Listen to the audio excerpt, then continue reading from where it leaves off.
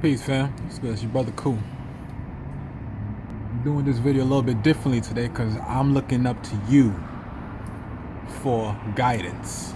And so, I'm here to share an experience with you, and I'm looking for you for guidance. Okay? So,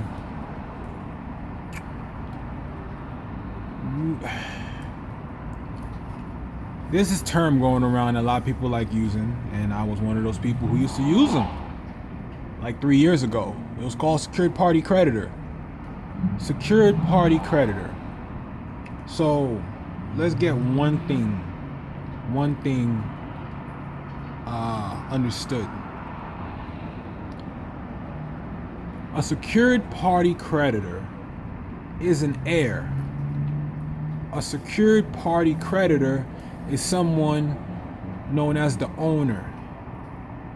A secured party creditor is an aboriginal or an original person or a person who has origins in peoples, right? Who are the descendants of the original peoples here on this continent known as America, anciently known as Ameksum. Me currently, Samal Maghrib Ameksum, Northwest America, in the ancestral estate of the Maghrib El-Aqsa. El-Aqsa is Alaska, the most west. Morocco, the extreme west. So, secured party creditors. Because a lot of people are getting caught into this. I was almost into that in its aspect. But you see, you can't talk about a secured party creditor without nationality. Okay? Because if you're talking about being a secured party creditor, what you're talking about is being an heir, being a beneficiary, being an owner, being descendable in law, meaning you have rights by law because you have an inheritance given to you by those who came before us, and given to those who came before us by those who came before them. That is called descent, okay, or generation. So you get those two things confused when they're really one and the same. So you cannot talk about secured party creditor without nationality. They're one and the same.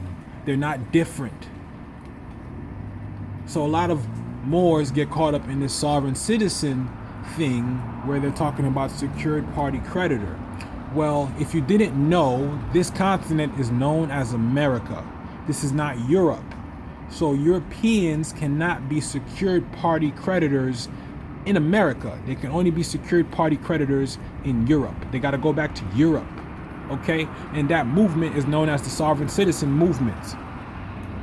So understand where I'm coming from. I'm coming from my bloodline. Okay? My bloodline. Your bloodline as descendants of African Americans, black people, Hispanic people, Latino people. These are not proper titles for us. Okay? We're already secured party creditors. We're the heirs of the largest estate on the planet known as Earth. And that is America.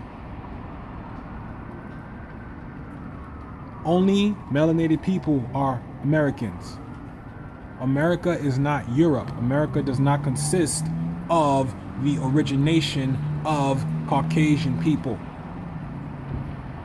America, if you look it up in the dictionary, look up any old dictionary. God damn, it's not hard. Go get an unabridged dictionary, Oxford dictionary. Just look up the term American. It'll say in its original definition. The original definition, the various copper-colored races found here before European colonization. So what am I supposed to think now? If you don't think you're not American, do a penny test. I've been done penny test, copper test. This is copper. Okay? This is copper. I know I'm American. Okay? So what I'm saying is, if you have a nationality, you're automatically a secured party creditor.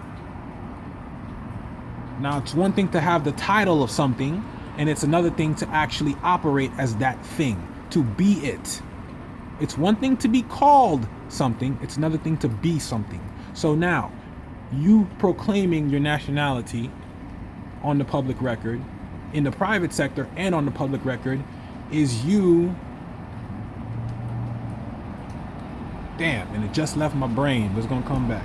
Is you being in your proper capacity now, okay? With your nationality. Now you can put a trust in place. Okay, this is what a secured party creditor is. Someone who is the creditor. We give credit through our signatures. We authorize everything through our signatures. Okay, so if we go down to the county and file things on the public record, secure ourselves privately and publicly, we have now declared, right, that we are secured party creditors. Now, and the reason why that will always stand as law is because the proof is always on the person bringing the cause of action. So if someone is bringing a cause of action against you saying that you are not who you say you are, they got to prove that you're not who you say you are. So how's a European or African going to prove that you are not who you say you are? How they going to prove that you're not American? That would be like them trying to prove I'm not American. You're probably asking me, how do I know I'm American? First of all, inheritance comes from the mother, right? A woman's made by a woman, a man's made by a woman. Case closed. So, okay, my mother came from Haiti. My grandmother on my mother's side, my mother's mother came from Haiti. My great-grandmother on my mother's side came from Haiti. That's how I know I'm from here. Case closed. Now somebody got to prove that otherwise. Prove that my mother wasn't born there. Prove it.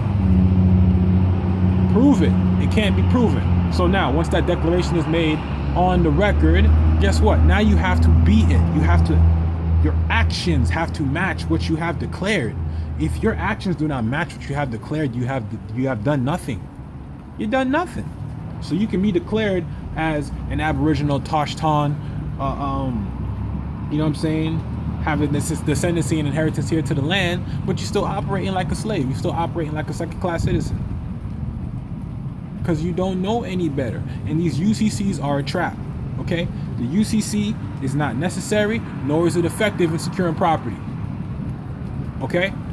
So, with that in mind, and mind you, I don't remember exactly where, if it was in chapter 3 or chapter 9 of the UCCs, but it's not effective, nor is it necessary to secure property, okay? Because a trust supersedes all of that.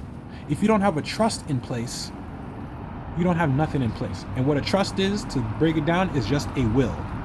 If you don't have something on the record stating that, hey, this property that I got is mine and is being left for the benefit of this person, that person, that person.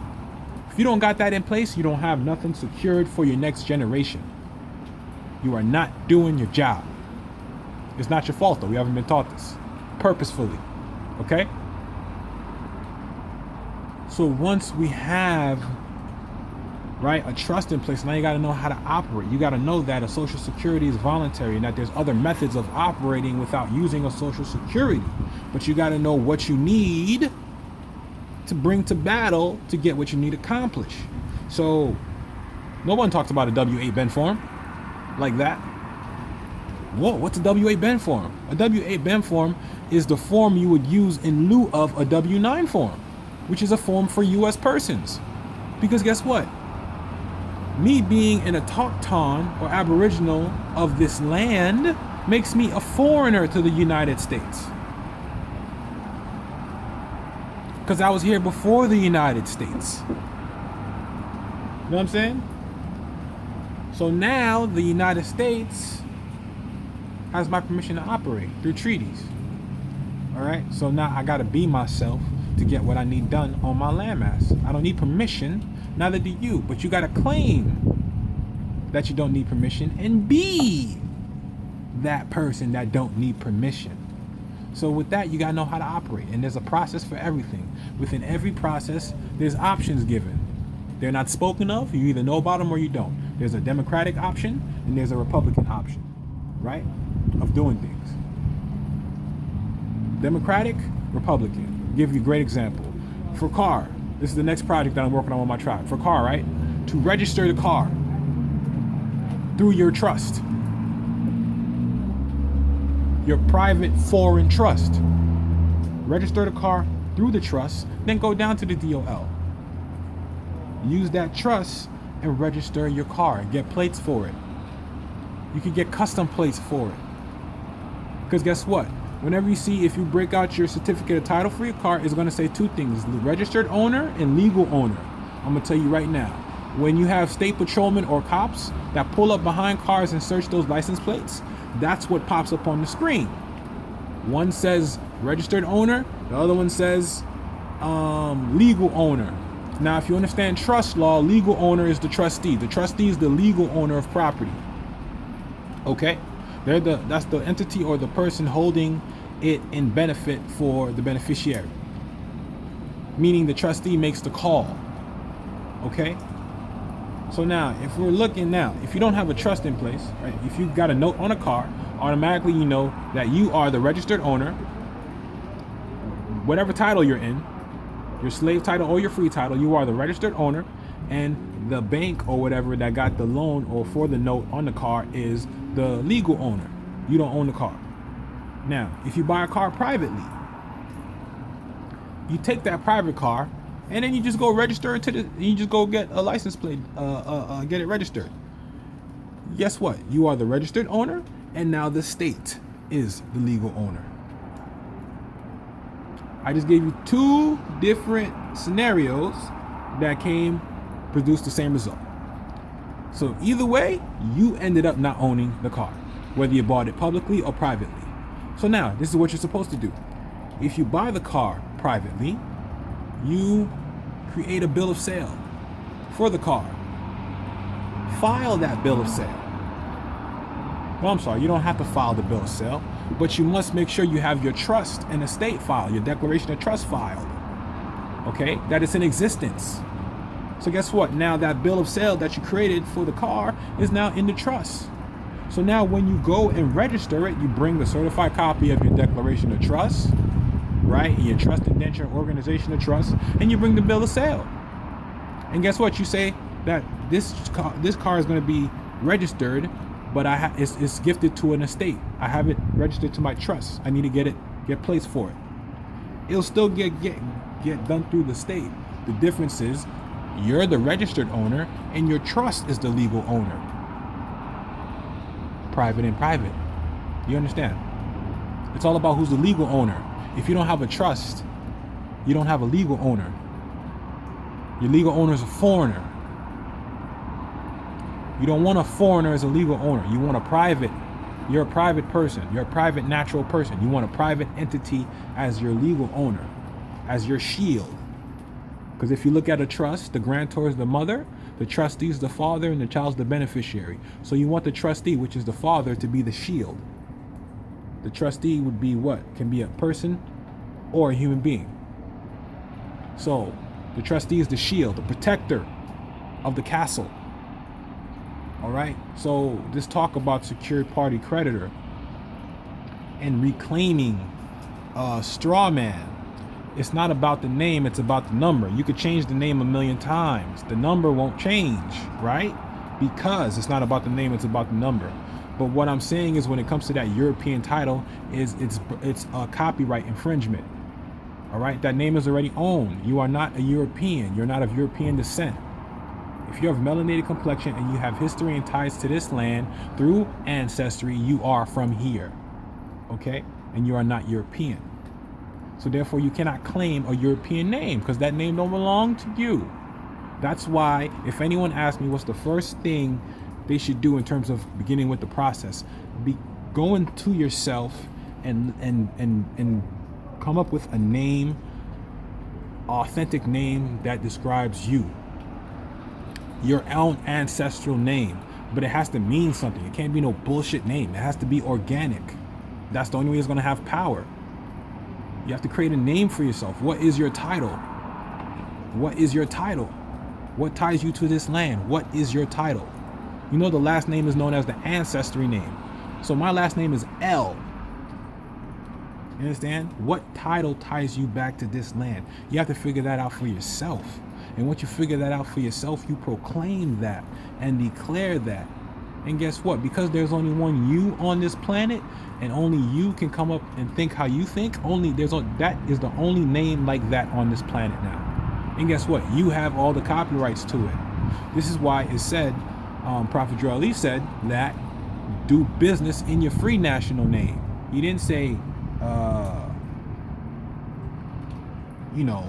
proclaim yourself and then go try and go back to doing business with the slave name and be in your private sector, be who you are. No, you said do business.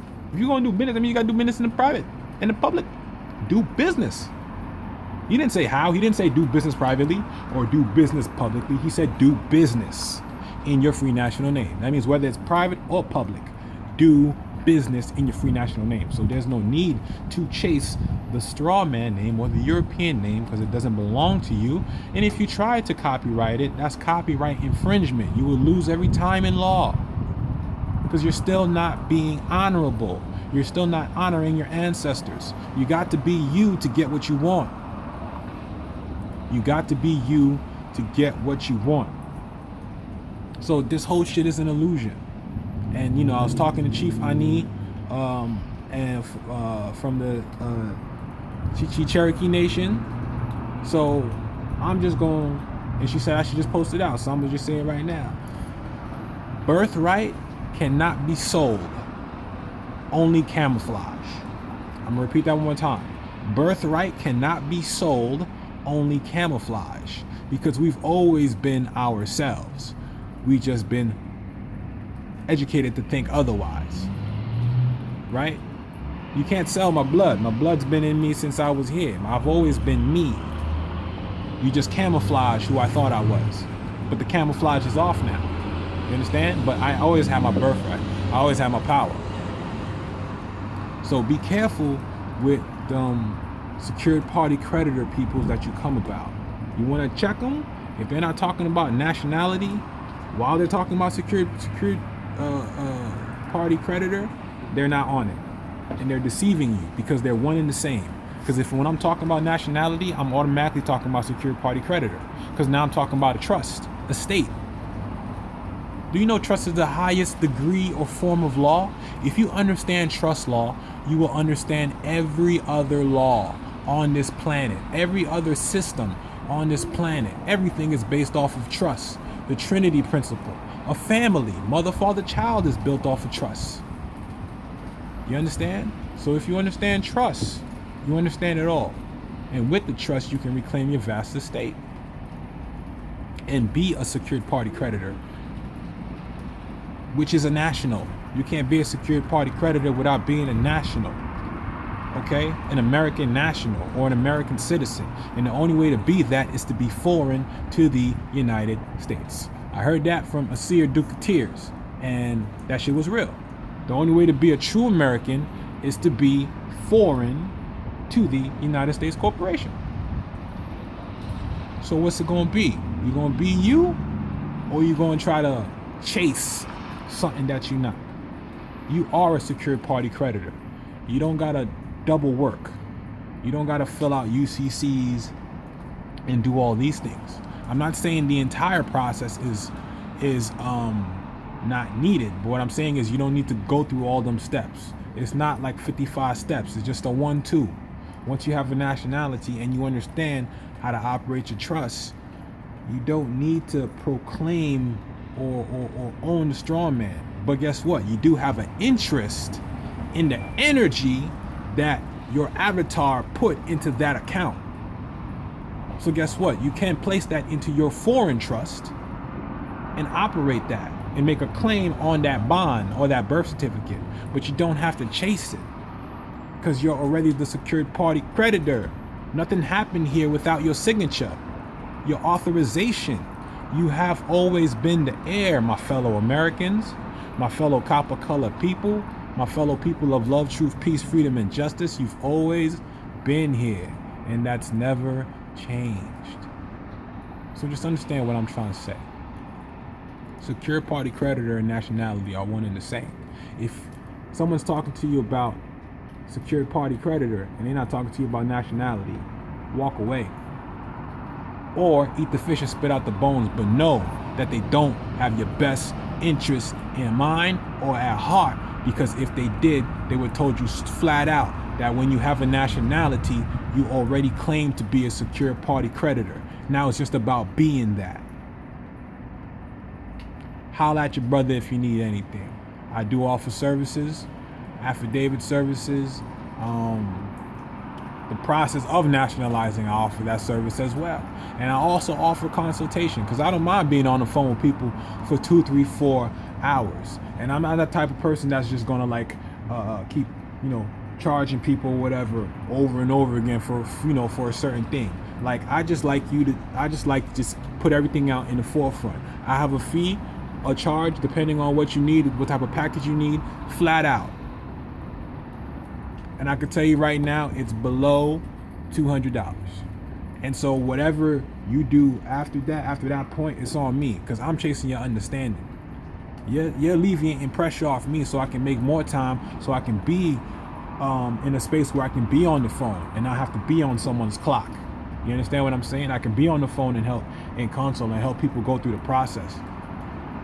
But understand this, I'm not here to charge $2,000, $1,500 for a package. You give someone a package with no understanding. How you sell someone a package but no understanding? What good is paperwork with no understanding? If you don't have no understanding, you can't be.